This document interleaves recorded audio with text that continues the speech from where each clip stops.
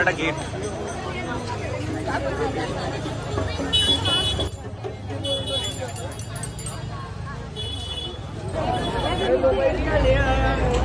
অবশেষে পৌঁছালাম দশাশ্বমেধ ঘাটে।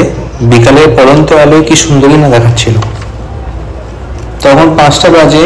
লোকজন তাদের মন মতো জায়গা করে দাঁড়িয়ে পড়ছিল 7টা আরতি দেখার জন্য,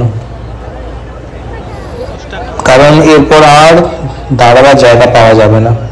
অনেক দর্শনার্থী নৌকা বা স্টিমার বা ওই ধরনের জলযানে বসে অপেক্ষা করছিল আরতি দেখার জন্য।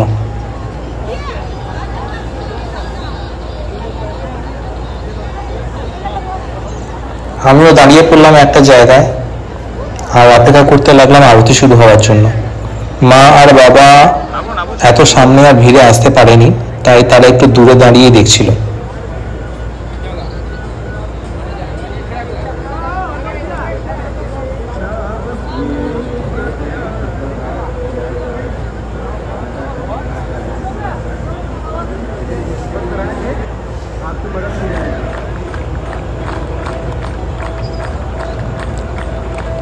ঠিক সময় মতো আরতি শুরু হলো, আর ঠিক সেই সময় এক পণ্ডিত শাঁখ বাজাচ্ছিল। তবে সে শাঁখ বাজানোর সময়টা 5 মিনিট 10 মিনিট না তারও বেশি, তা ঠিক বোঝা যাচ্ছিল না।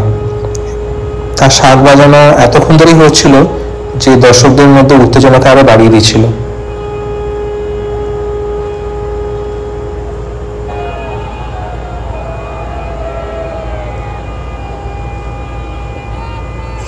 অবশেষে আরতি শুরু হলো এবং প্রায় ঘন্টাখানেক ধরেই চলল।